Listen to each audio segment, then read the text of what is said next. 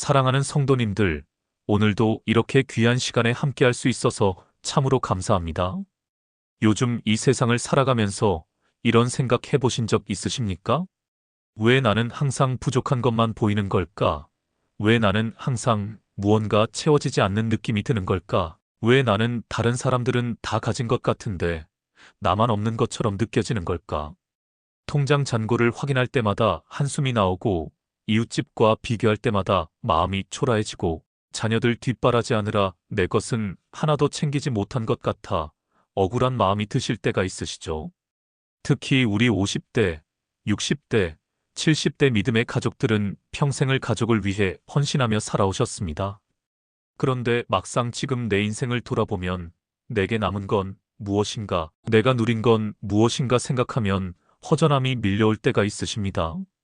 하지만 사랑하는 성도님들, 오늘 제가 여러분께 전하고 싶은 놀라운 소식이 있습니다. 우리에게는 이미 부족함이 없다는 것입니다. 어떻게 그럴 수 있느냐고요? 오늘 우리가 함께 나눌 시편 23편 1절 말씀이 그 비밀을 알려줍니다. 여호와는 나의 목자시니 내게 부족함이 없으리로다. 이 짧은 한 구절 안에 우리 인생의 모든 답이 들어 있습니다. 오늘 저는 여러분과 함께 네 가지 놀라운 진리를 나누고자 합니다. 이 네 가지를 깨닫는 순간 여러분의 인생관이 완전히 바뀔 것입니다. 부족함으로 가득했던 시선이 풍성함으로 가득한 시선으로 바뀔 것입니다. 그럼 지금부터 함께 이 귀한 여정을 시작해 보겠습니다. 첫 번째로 여호와께서 나의 목자가 되신다는 것이 무엇을 의미하는지 깊이 묵상해 보겠습니다. 사랑하는 성도님들, 목자와 양의 관계를 생각해 보신 적 있으십니까? 양은 동물 중에서도 가장 연약하고 스스로를 지킬 능력이 없는 존재입니다. 길을 잃기 쉽고 위험을 분별하지 못하고 혼자서는 먹을 것도 찾지 못합니다. 바로 우리의 모습과 똑같지 않습니까? 우리도 인생길에서 자주 길을 잃고 무엇이 진짜 위험인지 분별하지 못하고 진정한 만족을 어디서 찾아야 할지 모릅니다. 성경은 이사야 53장 6절에서 이렇게 말씀합니다. 우리는 다 양 같아서 그릇 행하여 각기 제 길로 갔거늘 여호와께서는 우리 모두의 죄악을 그에게 담당시키셨도다. 우리는 모두 양처럼 제 길로 가는 존재들입니다. 하지만 놀라운 것은 바로 여기에 있습니다. 그런 우리에게 여호와 하나님께서 직접 목자가 되어 주신다는 것입니다. 이것이 얼마나 놀라운 특권인지 아십니까? 세상의 어떤 목자도 자기 양을 위해 목숨을 바치지 않습니다. 하지만 우리의 목자 되신 예수님은 요한복음 10장 11절에서 이렇게 선포하셨습니다. 나는 선한 목자라 선한 목자는 양들을 위하여 목숨을 버리거니와. 실제로 예수님은 우리를 위해 십자가에서 목숨을 내어 주셨습니다. 이것이 바로 여호와께서 나의 목자가 되신다는 의미입니다. 단순히 인도해 주시는 분이 아니라 나를 위해 목숨까지 내어 주신 분이 나의 인생을 책임지신다는 것입니다. 생각해 보십시오. 2025년 오늘 이 시대를 살아가는 우리에게도 동일한 약속이 적용됩니다. 여러분이 아침에 일어나 하루를 시작할 때 여호와께서 여러분의 목자로서 함께 하십니다. 여러분이 병원에서 진료 결과를 기다릴 때 여호와께서 여러분의 목자로서 함께 하십니다. 여러분이 자녀들 걱정에 잠 못 이룰 때 여호와께서 여러분의 목자로서 함께 하십니다. 이것이 바로 우리에게 부족함이 없는 첫 번째 이유입니다. 전능하신 하나님이 나의 개인적인 목자가 되어 주시기 때문입니다. 목자가 있는 양에게는 부족함이 없습니다. 왜냐하면 목자가 모든 것을 책임지기 때문입니다. 두 번째로 우리가 깨달아야 할 진리는 하나님의 공급하심은 우리의 노력이 아니라 그분의 성품에서 나온다는 것입니다. 사랑하는 성도님들, 우리는 평생을 무언가를 얻기 위해 애쓰며 살아왔습니다. 더 많이 벌어야 한다. 더 많이 모아야 한다. 더 많이 준비해야 한다는 생각으로 살아왔습니다. 그런데 정말 그렇습니까? 우리의 노력으로 진정한 만족을 얻을 수 있습니까? 예수님께서는 마태복음 6장 26절에서 이렇게 말씀하셨습니다. 공중의 새를 보라 심지도 않고 거두지도 않고 창고에 모아들이지도 아니하되 너희 하늘 아버지께서 기르시나니 너희는 이것들보다 귀하지 아니하냐? 새들을 보십시오. 그들이 무슨 노력을 합니까? 아침마다 걱정하며 어떻게 먹을 것을 구할까 고민합니까? 그렇지 않습니다. 하나님께서 그들을 먹이십니다. 그런데 우리는 새보다 훨씬 더 귀한 존재가 아닙니까? 하물며 새도 먹이시는 하나님께서 우리를 먹이지 않으시겠습니까? 빌립보서 4장 19절은 이렇게 약속합니다. 나의 하나님이 그리스도 예수 안에서 영광 가운데 그 풍성한 대로 너희 모든 쓸 것을 채우시리라. 여기서 주목해야 할 단어가 있습니다. 그 풍성한 대로라는 표현입니다. 하나님은 우리의 필요한 대로가 아니라 그분의 풍성한 대로 채우신다는 것입니다.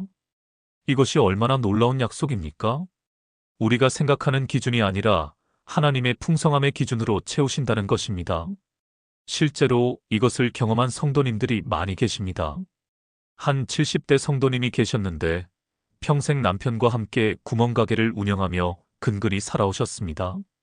노년에 남편마저 먼저 떠나보내고 혼자가 되셨을 때 앞날이 막막했습니다.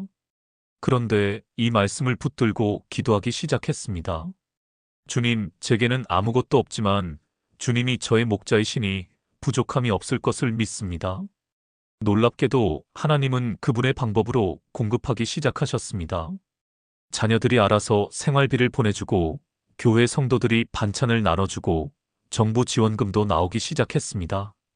그런데 더 놀라운 것은 물질적인 공급뿐만 아니라 마음의 평안과 기쁨까지 채워주셨다는 것입니다.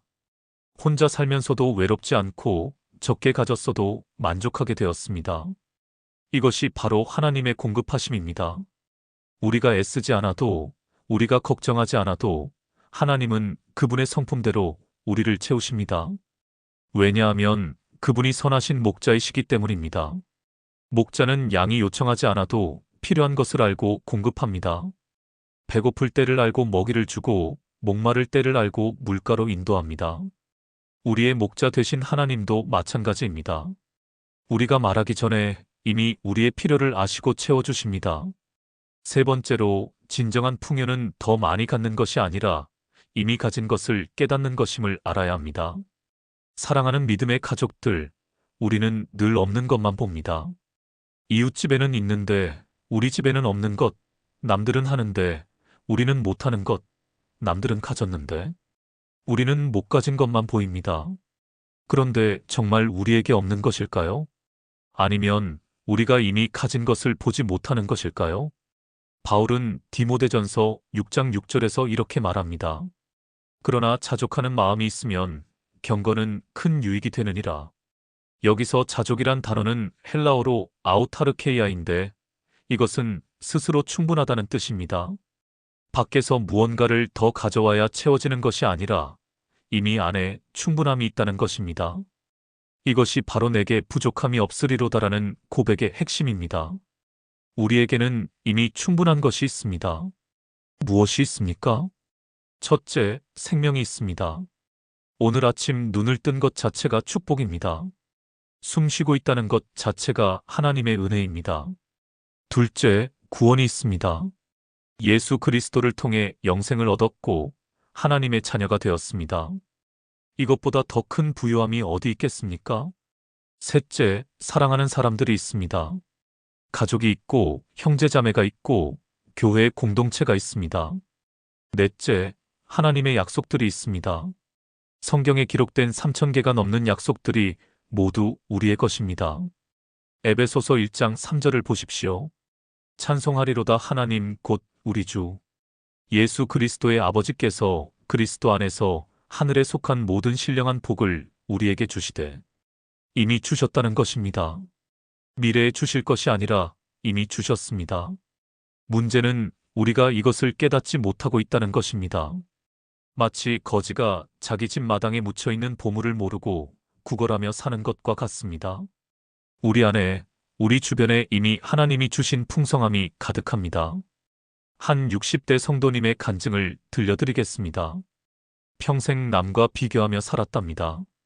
옆집은 아파트를 샀는데 우리는 전세, 친구 자녀는 의사인데 우리 아이는 평범한 직장인, 이런 식으로 항상 부족함만 느끼며 살았습니다. 그런데 어느 날 큰 병에 걸려 병원에 입원하게 되었습니다.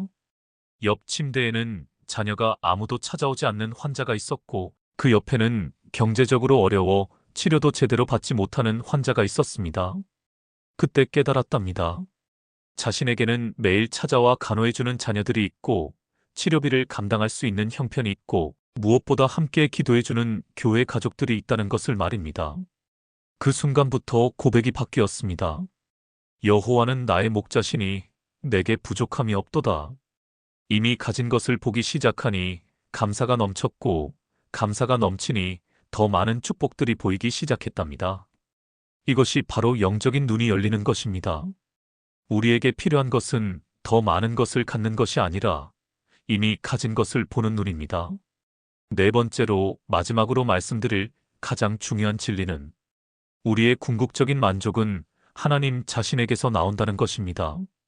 사랑하는 성도님들, 지금까지 우리가 나눈 모든 것의 핵심이 바로 여기에 있습니다. 우리에게 부족함이 없는 이유는 우리에게 하나님이 계시기 때문입니다. 하나님 자체가 우리의 만족이요, 기쁨이요, 보화입니다. 시편 기자는 시편 16편 5절에서 이렇게 노래합니다. 여호와는 나의 산업과 나의 잔의 소득이시니 나의 분깃을 지키시나이다. 여호와 자신이 나의 산업이요, 소득이라는 것입니다. 다른 무엇이 아니라 하나님 자신이 우리의 전부라는 고백입니다. 세상 사람들은 돈이 있으면 만족하고 명예가 있으면 만족하고 건강이 있으면 만족합니다. 하지만 그것들은 잠시뿐입니다. 돈은 떨어지고 명예는 사라지고 건강은 쇠약해집니다. 그러면 다시 공허함이 찾아옵니다. 하지만 하나님을 소유한 사람은 다릅니다. 하나님은 영원하시고 변함이 없으시기 때문입니다. 시편 73편 25절에서 26절을 보십시오. 하늘에서는 주 외에 누가 내게 있으리요? 땅에서는 주밖에 내가 사모할 이 없나이다. 내 육체와 마음은 쇠약하나 하나님은 내 마음의 반석이시요 영원한 분깃이시라.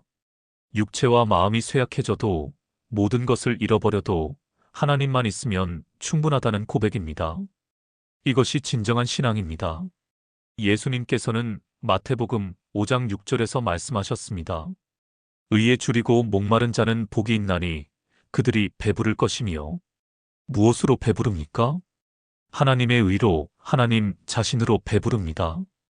요한복음 4장에 나오는 사마리아 여인을 기억하십니까? 그녀는 5 남편을 거쳤고 그때 살고 있던 사람도 남편이 아니었습니다. 관계로 사람으로 채우려고 했지만 채워지지 않았습니다. 그런 그녀에게 예수님이 말씀하셨습니다. 내가 주는 물을 마시는 자는 영원히 목마르지 아니하리니 내가 주는 물은 그 속에서 영생하도록 솟아나는 샘물이 되리라. 이것이 바로 답입니다. 예수님 자신이 우리의 만족입니다. 2025년 오늘 우리도 똑같은 선택 앞에 서 있습니다. 세상의 것으로 채우려 할 것인가 아니면 하나님으로 만족할 것인가? 한 성도님의 마지막 간증을 들려드리겠습니다. 80세가 넘은 어르신이셨는데 평생 모은 재산을 사기로 다 잃으셨습니다. 노후를 준비했던 모든 것이 하루아침에 사라졌습니다. 보통 사람 같으면 절망하고 원망했을 것입니다. 하지만 그분은 이렇게 고백하셨답니다. 재산은 잃었지만 하나님은 그대로 계시네요. 여호와는 나의 목자시니 내게 부족함이 없습니다. 놀랍게도 그 고백 이후 하나님은 다른 방법으로 채워주셨습니다. 자녀들이 효도하기 시작했고 정부 지원도 받게 되었고 교회에서도 돌봐주었습니다. 하지만 그분은 말씀하셨습니다. 이런 것들도 감사하지만 진짜 감사한 것은 이 모든 일을 통해 하나님이 정말 나의 목자라는 것을 깨달은 것입니다. 이것이 바로 진정한 신앙입니다. 환경이 바뀌어서가 아니라 하나님을 더 깊이 알게 되어서 만족하는 것입니다. 로마서 8장 32절은 이렇게 약속합니다. 자기 아들을 아끼지 아니하시고 우리 모든 사람을 위하여 내주시니가 어찌 그 아들과 함께 모든 것을 우리에게 주시지 아니하겠느냐. 하나님께서 이미 가장 귀한 것, 독생자 예수 그리스도를 주셨습니다. 그렇다면 다른 무엇인들 주시지 않겠습니까? 우리에게 필요한 모든 것을 주실 것입니다. 하지만 무엇보다 중요한 것은 하나님 자신을 우리에게 주셨다는 것입니다. 우리의 목자로, 우리의 공급자로, 우리의 만족으로 자신을 주셨습니다. 사랑하는 성도님들, 이제 정리하며 마무리하겠습니다. 오늘 우리는 여호와는 나의 목자시니 내게 부족함이 없으리로다는 말씀을 통해 4가지 귀한 진리를 나누었습니다. 첫째, 여호와께서 우리의 개인적인 목자가 되어주신다는 것입니다. 전능하신 하나님이 나를 위해 목숨까지 버리신 선한 목자로서 내 인생을 책임지십니다. 둘째, 하나님의 공급하심은 우리의 노력이 아니라 그분의 성품에서 나온다는 것입니다. 우리가 애쓰지 않아도 하나님은 그분의 풍성함대로 우리를 채우십니다. 셋째, 진정한 풍요는 더 많이 갖는 것이 아니라 이미 가진 것을 깨닫는 것입니다. 우리에게는 이미 생명도 있고 구원도 있고 사랑하는 사람들도 있고 하나님의 약속들도 있습니다. 넷째, 우리의 궁극적인 만족은 하나님 자신에게서 나온다는 것입니다. 다른 모든 것이 사라져도 하나님만 있으면 충분합니다. 이 4가지 진리를 마음에 새기시기 바랍니다. 오늘부터 여러분의 고백이 바뀌기를 소망합니다. 나는 부족해가 아니라 여호와는 나의 목자시니 내게 부족함이 없도다. 나는 가진 게 없어가 아니라 하나님이 나의 전부이시니 나는 풍성하도다. 이렇게 고백할 때 여러분의 인생이 바뀔 것입니다. 시선이 바뀌고 마음이 바뀌고 삶이 바뀔 것입니다. 부족함으로 가득했던 인생이 감사와 만족으로 가득한 인생이 될 것입니다. 사랑하는 성도님들, 제가 마지막으로 한 가지만 더 말씀드리고 싶은 것이 있습니다. 혹시 지금 이 말씀을 들으시면서도 마음 한구석에서 이런 생각이 드시는 분 계십니까? 목사님, 말씀은 좋은데 제 현실은 너무 힘들어요. 정말 부족함이 없을 수 있을까요? 저도 압니다. 말씀대로 사는 것이 쉽지 않다는 것을요. 당장 내일 병원비가 걱정되고 다음 달 집세가 걱정되고 자녀들 뒷바라지에 내 노후는 준비도 못한 현실이 눈앞에 있는데 어떻게 부족함이 없다고 고백할 수 있겠습니까? 하지만 바로 그 자리에서 바로 그 순간에 이 고백이 필요합니다. 왜냐하면 이것은 현실을 부정하는 것이 아니라 현실을 뛰어넘는 믿음의 고백이기 때문입니다. 히브리서 11장 1절을 기억하십니까? 믿음은 바라는 것들의 실상이요 보이지 않는 것들의 증거니. 우리 눈에 보이는 현실은 부족함일 수 있습니다. 하지만 믿음의 눈으로 보면 이미 채워져 있습니다. 하나님이 우리의 목자이시기에, 하나님이 우리를 책임지시기에, 하나님이 우리의 모든 필요를 아시기에 부족함이 없는 것입니다. 제가 섬기는 교회에 한 권사님이 계셨습니다. 남편이 갑자기 쓰러져 중환자실에 계실 때였습니다. 의사는 희망이 없다고 했고 치료비는 눈덩이처럼 불어났습니다. 그때 그 권사님이 중환자실 밖 의자에 앉아서 하신 기도를 저는 잊을 수가 없습니다. 하나님, 제게는 아무것도 없습니다. 돈도 없고 힘도 없고 희망도 보이지 않습니다. 하지만 주님이 제 목자이신 것은 변함없습니다. 여호와는 나의 목자시니 내게 부족함이 없나이다. 눈물로 드린 그 고백 이후에 기적이 일어났습니다. 남편이 의식을 되찾았고 서서히 회복되기 시작했습니다. 치료비는 의료 지원과 성도들의 도움으로 해결되었습니다. 그 권사님은 지금도 간증하십니다. 그때 제가 배운 것은 하나님은 제가 고백할 때 역사하신다는 것입니다. 여러분도 지금 이 순간 고백하시기 바랍니다. 비록 통장 잔고가 바닥나도, 비록 건강이 좋지 않아도, 비록 앞날이 막막해도 고백하십시오. 여호와는 나의 목자시니 내게 부족함이 없도다. 이 고백이 여러분의 현실을 바꿀 것입니다. 하나님은 그 고백을 들으시고 반드시 응답하실 것입니다. 그리고 한 가지 더 말씀드리고 싶은 것은 이 부족함 없음의 축복을 여러분 혼자만 누리지 마시라는 것입니다. 주변을 둘러보십시오. 여러분처럼 부족함으로 힘들어하는 사람들이 얼마나 많습니까? 그들에게 이 복음을 전하십시오. 여호와가 너의 목자가 되시면 부족함이 없단다. 여러분의 간증이 다른 사람에게 희망이 될 것입니다. 여러분이 경험한 하나님의 신실하심이 다른 사람에게 믿음이 될 것입니다. 마태복음 10장 8절에서 예수님이 말씀하셨습니다. 너희가 거저 받았으니 거저 주라. 우리가 거저 받은 이 은혜를, 이 축복을, 이 만족을 다른 사람들과 나누는 것이 우리의 사명입니다. 혹시 오늘 이 말씀을 듣고 계시는 분 중에 아직 예수님을 영접하지 않으신 분이 계십니까? 지금이 바로 그 기회입니다. 예수님을 여러분의 목자로 영접하십시오. 그분이 여러분의 인생을 책임지시게 하십시오. 요한복음 10장 10절에서 예수님은 이렇게 약속하셨습니다. 내가 온 것은 양으로 생명을 얻게 하고 더 풍성히 얻게 하려는 것이라. 더 풍성한 삶, 부족함 없는 삶을 원하십니까? 그렇다면 예수님께로 오십시오. 지금 이 자리에서 마음으로 고백하십시오. 예수님, 제 인생의 목자가 되어 주십시오. 그 순간 여러분의 삶이 바뀔 것입니다. 마지막으로 오늘 이 말씀이 여러분의 매일매일의 고백이 되기를 축복합니다. 아침에 눈을 뜰 때 여호와는 나의 목자시니 내게 부족함이 없도다. 밤에 잠자리에 들 때 여호와는 나의 목자시니 내게 부족함이 없도다. 힘들 때도 기쁠 때도 이 고백을 붙드십시오. 이것이 여러분의 인생을 완전히 바꿀 것입니다.